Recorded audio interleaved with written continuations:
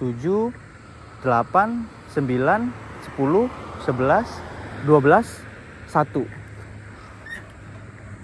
6 bulan lebih. 6 bulan lebih nganggur, bayangin. Jadi bulan 5 tanggal 11 aku masuk, di bulan 6 tanggal 30 aku berhenti di perusahaan tersebut. Jadi hitung aja tuh. Berarti sebulan setengah. Dapatkan gaji setengah sekitar 8 mang atau 8 juta ya. Kalau dirubahkan sekitar 8 juta, kemudian dipotong biaya apa tuh dan peralatan lainnya sekitar 4 juta, jadi hanya bersih 4 juta.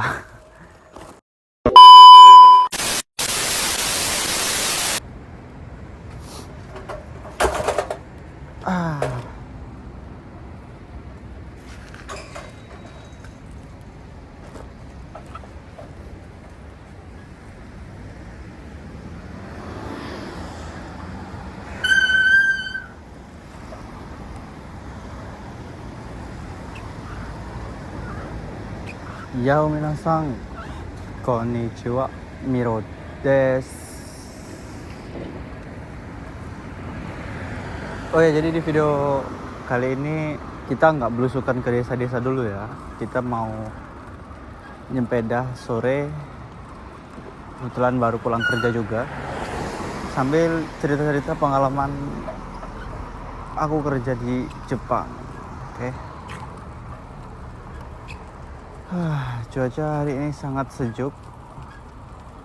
Kayaknya ada mbak-mbak Indo di depan tuh. Cuaca hari ini sangat sejuk karena hujan seharian ya, jadi nggak panas sama sekali.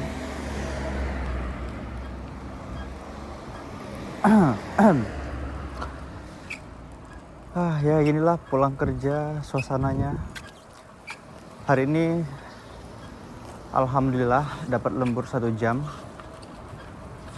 Jadi kita pulangnya jam 6. Ini jam 6 sore ya. Masih lumayan terang. Karena udah musim panas, jadi sampai jam 7 pun masih terang gitu. Oke. Jadi sesuai thumbnail dan judul ya, aku mau ceritain pengalamanku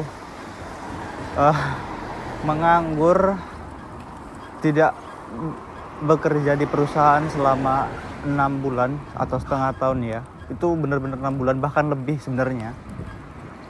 Jadi kita cerita dari awal lah ya, sedikit cerita dari awal-awal dulu. Jadi buat yang belum tahu, aku tuh sebenarnya masih setahun di Jepang. Aku berangkat di tahun 2024 di bulan 5. Itu pertama kali aku berangkat ke Jepang. Aku nggak ada pengalaman buat magang.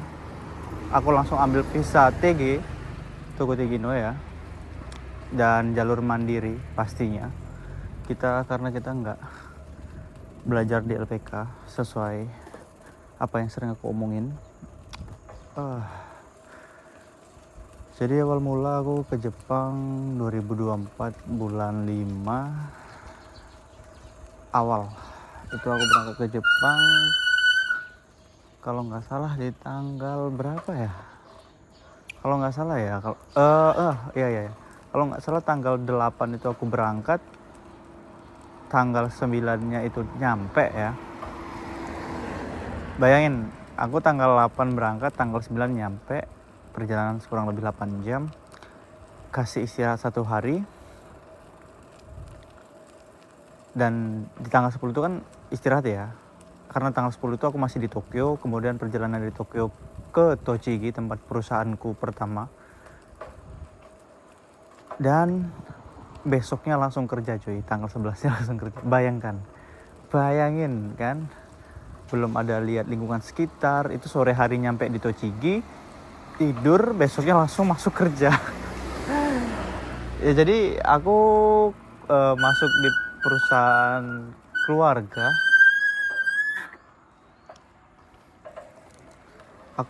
perusahaan keluarga. Mana jumlah orang yang kerjanya itu di perusahaan aku yang lama itu kurang lebih sekitar 12 orangan kalau nggak salah ya, termasuk aku tuh. Itu di pengolahan daging ya. Kalau dibilang pabrik sih lebih ke toko ya, kayak kerja di toko gitu. Kalau pabrik kayaknya karena tempatnya kecil banget. Iya, kecil banget. Jadi cuma ada 2 ruangan. Satu kayak ruangan belakang, dapur, kayak bukan dapur ya, kayak ya tempat air panas, bagian-bagian ngolah daging di belakang, buat potong-potong di ruang tengah, dan di depan etalase dan freezer. Jadi kayak ya dibilang toko sih. Oke. Jadi kurang lebih udah kerja di jadi udah masuk kerja nih ya, udah di tanggal 11 tuh udah masuk kerja. Ada orang Indonesianya, senpai aku, dia udah masuk duluan sekitar 2 bulan 3 bulan udah masuk duluan.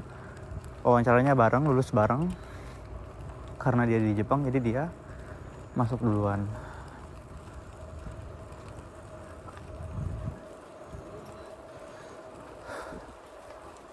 Terus awal-awal ya karena kita nggak ada pengalaman kerja di Jepang ya, terus juga kita nggak tahu apa-apa, jadi ya serba nurut gitulah. Disuruh ini nurut, dibilangin ini nurut, dimarahin ya iya gitu, didiemin doang gitu. Bener-bener nggak tahu lah, pelongok itu bener-bener nggak tahu. Ya sebenarnya nggak baik juga, seharusnya sebelum ke Jepang tuh harusnya dicari tahu dulu seharusnya gimana di Jepang gitu, kehidupannya seperti apa. Aku tahu kehidupannya, cuman nggak expect kalau aku tuh ngalamin hal yang kayak gitu loh. Dan lucunya pengalaman aku ini itu adalah adalah sesuatu yang paling aku takuti sebelum berangkat ke Jepang. Gimana ya nanti kalau aku misalnya tiba-tiba kerja baru sini terus diberhentiin terus nganggur tuh gimana ya, itu paling ku takutin, itu selalu kepikiran ya. Selalu kepikiran dan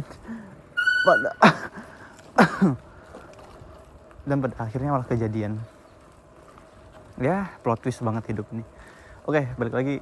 Jadi singkatlah, sebulan kerja, hitungannya nggak sebulan ya, karena aku masuknya tanggal 11, gajiannya di tanggal 10. Itu aku hanya mendapatkan gaji setengah, sekitar 8 mang atau 8 juta ya. Kalau dirubahkan sekitar 8 juta, kemudian dipotong biaya apa tuh dan peralatan lainnya sekitar 4 juta, jadi hanya bersih 4 juta. Pribadi itu bukan pengalaman pahit, melainkan pembelajaran yang luar biasa. Karena apa? Nggak semua orang dapat pembelajaran yang kayak gitu. Kayak bayangin 4 juta coy untuk sebulan ke depan. Mana aku waktu awal-awal juga nggak tahu cara manage uang gitu kan, nggak tahu, aku belum tahu nominal uang Jepang tuh sekiranya yang mahal tuh gimana, seberapa gitu, belum tahu awal ya, bener-bener nggak tahu lah ya. Oke, di bulan awal udah selesai, bulan berapa tuh, bulan 5 bulan 5 selesai, masuk ke bulan 6 gitu kan. Nah di awal-awal bulan 6 ini agensiku ini tiba-tiba kayak ya nanyain misalnya mau nggak kalau ada apa-apa wawancara di perusahaan ini gitu. Lah kan aku bingung kan, maksudnya baru setengah bulan gitu kan, tiba-tiba ditanyain itu. Awalnya nggak curiga gitu kan, ya apa gitu, mungkin nawarin apa gitu kan, ya udah gitu kan. Terus lama kelamaan kayak mulai apa ya kayak ada firasat lah ya. Senpaiku juga bilang punya firasat gitu, dia ada firasat kayaknya apa,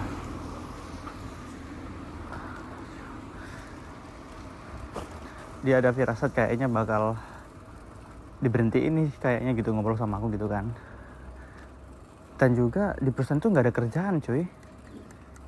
Jadi perusahaan tuh bener-bener sepi kerjaan tuh tergantung pesanan ya. Kalau pesanan sepi tuh udah nggak ada kerjaan. Bahkan ya pengolahan makanan tuh kerjanya malah cabutin rumput gitu di luar, bersihin tanah.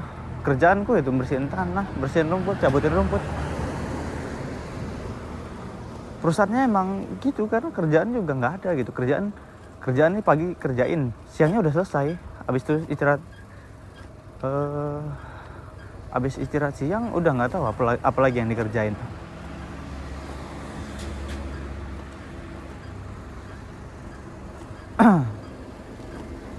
Jadi habis itu agensiku bilang kalau keadaannya tidak memungkinkan untuk perusahaan untuk melanjutkan kontrak kami. Tiba-tiba digituin, bener, nggak bohong, tiba-tiba digituin, nggak ada masalah, nggak ada apa-apa, nggak ada problem gitu kan.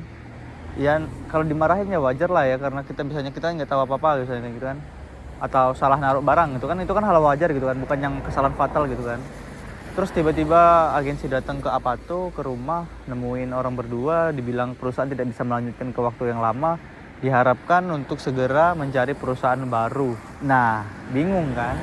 Itu di bulan 6 tuh, di bulan 6 awal, pertengahan.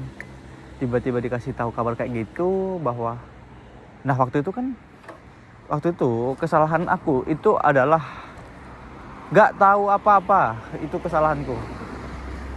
Ngerti bahasa Jepang, ngerti, cuman nggak tahu apa-apa gimana harus menanggapi hal tersebut, karena kaget kan, karena baru juga berangkat ke Jepang, terus juga baru banget mulai terbiasa sama kehidupan di Jepang. Sebulan pertama udah dapat kabar itu bayangin aja, itu tanggal 9 aku masuk, tanggal 11 aku masuk, dapat kabarnya di tanggal 15, itu kurang lebih sebulan kan, baru sebulan. Itu benar-benar shock banget sebenarnya. Awal-awal kaget, kayak nggak percaya, masa iya sih, belum ada juga 3 bulan. Dan tiba-tiba agensi itu bilang kayak gitu. Oke lah, ditawarin gini, diceritain harus tanda tangan pemberhentian kontrak gitu kan.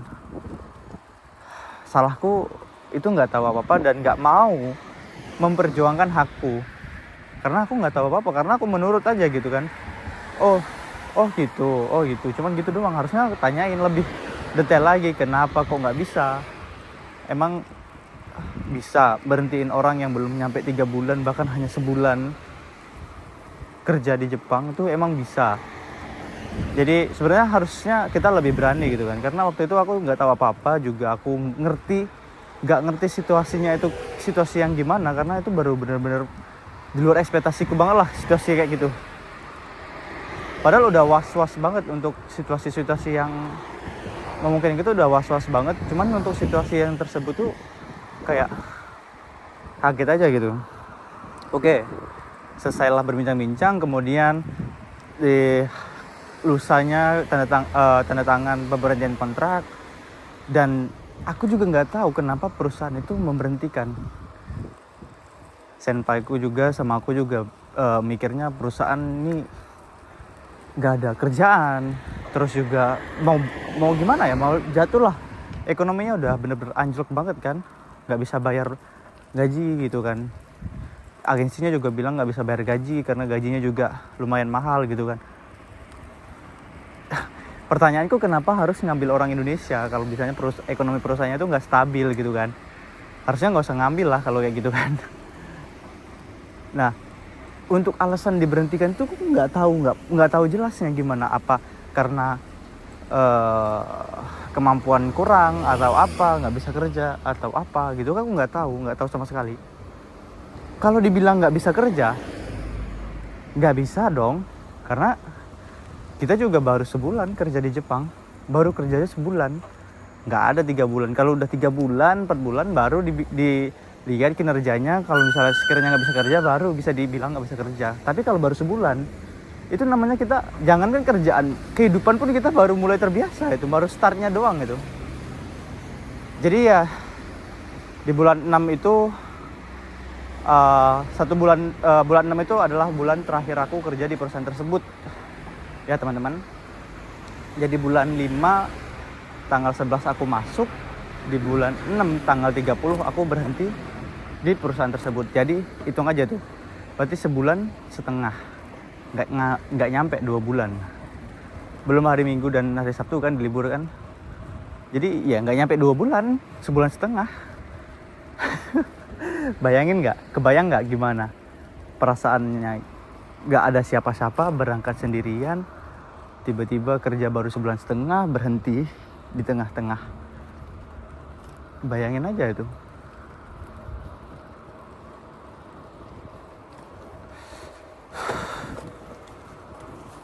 Ya nggak expect banget lah pokoknya. Oke, jadi bulan 6 aku udah selesai kerja. Mulai jadi hari Sabtu terakhir kerja, hari Minggu udah harus keluar apa tuh? Udah harus mengosongkan ruangan tempat tinggal, oke? Udah selesai. Terus mencarilah ini tempat tinggal kan. Kebetulan ada teman kenalan sepupu di deket situ. Jadi kurang lebih sekitar 1,5 bulan juga aku menumpang di situ karena kayaknya nggak memungkinkan juga untuk terus menumpang karena bener-bener nggak megang uang. 1 mang pun nggak megang uang, 1.000 pun nggak megang uang, bener-bener nggak pegang uang sama sekali. Jadi mau nggak mau harus mencari aruba itu ya. Sebenarnya visa kita nggak boleh aruba itu. Kalau dibilang aruba itu juga bukan, karena apa ya, karena mau nggak mau harus mencari tambahan uang ya buat hidup, buat makan gitu. Pergilah ke tempat kenalan di Tokyo, bantu-bantu kerjaan dia, digaji, dikasih makan, tidur di sana. Jadi kalau dibilang aruba itu lebih tepatnya dibantu juga di sana, dikasih duit karena bantuin kerjaan dia gitu kan, di Tokyo gitu kan. Oke, di Tokyo 2 bulan itu. Oh ya, aku lupa bilang, aku di bulan 7-nya, kan itu bulan 6 berhenti kerja. Di bulan 7 pertengahan aku ikut wawancara di perusahaan yang aku kerja sekarang. Jadi bulan 7 aku wawancara, alhamdulillah keterima. Jadi itu posisinya aku sedang menunggu COE dan ya karena baru sebulan ya berangkat di Jepang, jadi banyak banget problemnya, dari dokumen-dokumen yang nggak lengkap, dokumen-dokumen yang belum jadi, itu banyak banget problemnya, bener-bener repot banget sebenarnya. Bolak-balik Yakuso, bolak-balik sini, bolak-balik situ. Mungkin saat itu juga agensi penanggung jawabku yang baru. Sangat-sangat pusing sekali. Oh ya, Minasang, tadi aku nggak ceritain kalau misalnya setelah aku berhenti dari perusahaan tersebut, aku juga berhenti dari agensi tersebut karena menurutku itu banyak banget kejanggalan-kejanggalan dan kayak berusaha menutupi informasi gitu kan. Alasannya kenapa waktu itu ditawarin ikut wawancara di tempat di Wakayama, aku mintanya perusahaan yang pabrik gitu kan, bukan yang perusahaan keluarga. Diiyain, dia bilang perusahaannya besar, begini bla bla bla bla bla bla. Ble. aku minta data perusahaannya nggak dikasih. Udah diikutin wawancara, aku minta data atau maps tempatnya gimana, aku pengen tahu, nggak dikasih. Sampai hari wawancara, 1 jam sebelum wawancara baru dikasih tempatnya. Dan ya benar-benar tidak sesuai ekspektasi banget, dari gaji yang murah, lembur juga belum pasti, tidak boleh menanyakan lembur dan ini dan itu. Ya, jadi aku memutuskan untuk berhenti. Walaupun baru 1 bulan atau baru 2 bulan lah itu ngepasin ya. Tapi aku milih untuk berhenti, berani. Iya. Dari situ mencari agensi yang baru, alhamdulillah dapat dan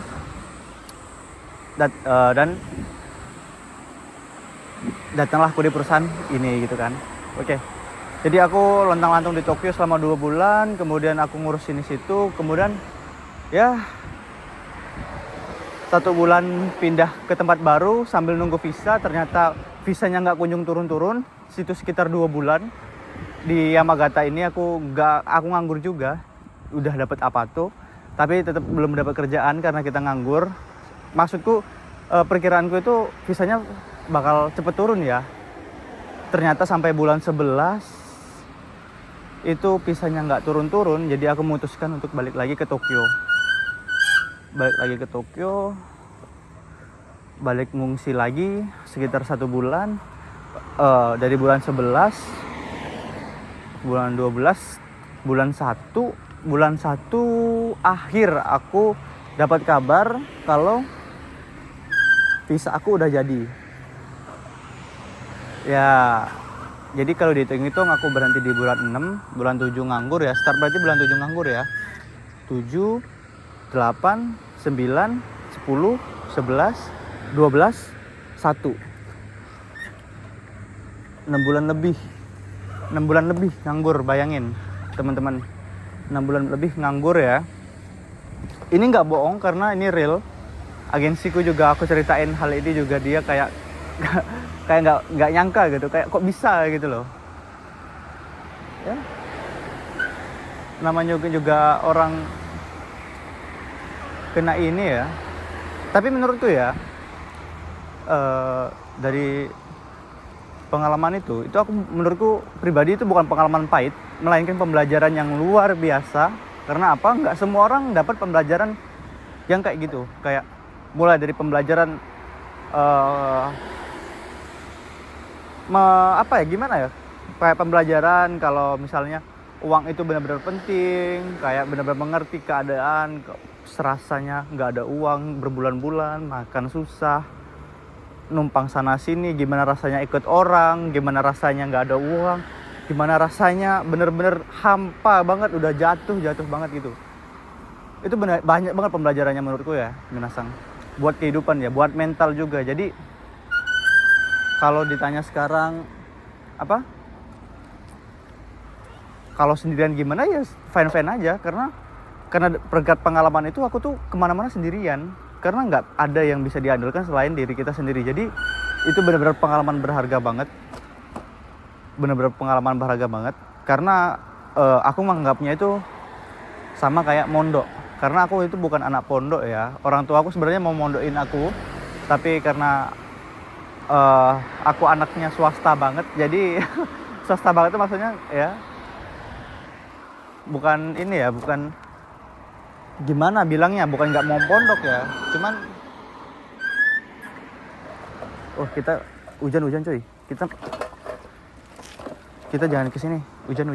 Bener ya, kita pindah dulu ya. Jadi ya intinya itu selama 6 bulan lebih tuh aku lontang-lanting sana sini. Alhamdulillah banyak juga orang yang baik, orang bantu, kayak teman sepupuku itu Mas Bowo, Mas Riko, itu dia selama sebulan hampir 2 bulan lah ya. Itu benar-benar jos banget di sana. Aku padahal nggak ada uang sama sekali, tapi ya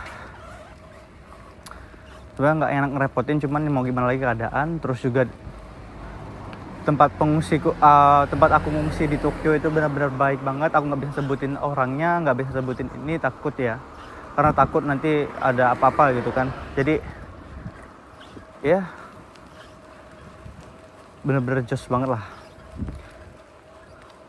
Bohong kalau aku nggak sedih, bohong kalau aku nggak kesepian, bohong kalau aku nggak pernah nangis. Tiap malam hampir nahan nangis sebenarnya, kayak kenapa harus aku yang ngalamin hal yang kayak gitu kan. Tapi ya balik lagi, aku menganggapnya ini benar-benar rencana Tuhan, rencana Allah Subhanahu wa Ta'ala untuk memberiku pelajaran hidup, juga mental. Terus juga sudah disiapkan di perusahaan yang benar-benar besar banget ya, benar-benar nyaman. Alhamdulillah sekarang di perusahaan sekarang tuh benar-benar jos banget, namanya lembur kerja, gaji juga benar-benar puas banget, kayak alhamdulillah benar-benar dibayar semua gitu. Jadi selama 6 bulan lebih itu jadi nggak ada yang sia-sia gitu loh. Itu benar-benar pelajaran hidup banget sih itu. Sampai sekarang nggak pernah lupa rasanya menganggur itu, nggak pernah lupa rasanya sedihnya, kesepiannya, gelisahnya, nggak bisa tidur. Bahkan pernah nggak bisa tidur sebulan. Jadi buat Minasang, buat teman-teman ya, kalau misalnya mau kerja ke Jepang jalur mandiri ya, ini aku ceritain ini bukan buat nakut-nakutin, karena ini sesuatu yang jarang ada, cuman jarang gitu kan. Kalau misalnya nganggur karena lama nunggu COE itu wajar. Yang dibilang yang nggak wajar tuh keadaan dimana belum genap 3 bulan udah berhenti kerja, itu yang nggak banyak orang terjadi gitu.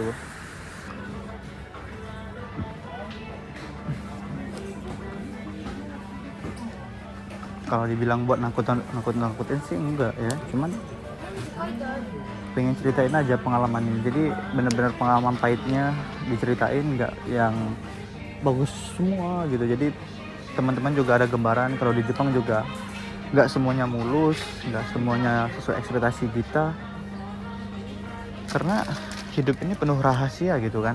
Apa yang terjadi esok hari, apa yang terjadi di masa depan itu kuasa Allah Subhanahu wa taala. Kita hanya bisa menerima gitu kan, dan berusaha untuk menghindari hal-hal yang buruk ya. 支払い方法をお支払い金額を確認し、お金を入れてください。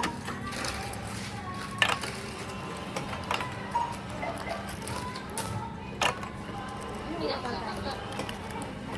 お支払い方法、お支払い金額を確認し、お金を入れてください。 Asin. お支払い金額よろしければ画面のレシートをお受け取りください。よろしければありがとうございました。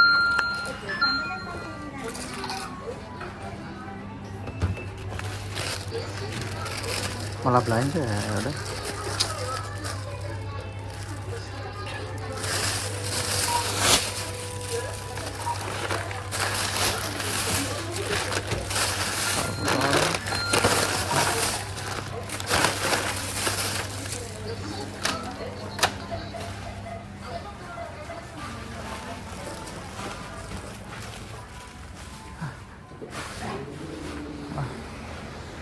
Oke menasang, mungkin video kali ini segitu dulu ya. Jadi video kali ini itu ya cuman cerita-cerita kalau pengalaman nganggur selama 6 bulan di Jepang itu rasanya gimana, dan juga saran buat teman-teman kalau misalnya mau berangkat ke Jepang jalur mandiri itu latar belakang perusahaannya dilihat baik-baik, terus juga pilih TSK juga yang benar-benar terpercaya gitu. Lihat juga latar belakang TSK-nya, bukan buat nakut-nakutin, tapi ya realita namanya kita kerja merantau pasti ada pahitnya. Nggak bisa kita langsung tembak ratain semuanya senang-senang, enggak. Tapi alhamdulillah banyak senangnya gitu kan. Alhamdulillah juga dari pengalaman nganggur tersebut ya, dikasih tempat yang senyaman ini, dikasih lingkungan pertemanan yang sangat-sangat nyaman, dijauhi dari hal-hal yang negatif, perusahaan juga nyaman, alhamdulillah. Ya doain di perusahaan ini sampai habis kontrak ya Minasang ya. Buat Minasang juga ya teman-teman yang lagi belajar, semangat, semoga tercapai tujuannya. Yang lagi nunggu COE dinikmatin, yang belum lulus ujian semangat belajarnya, semoga lulus. Jadi video kali ini segini dulu.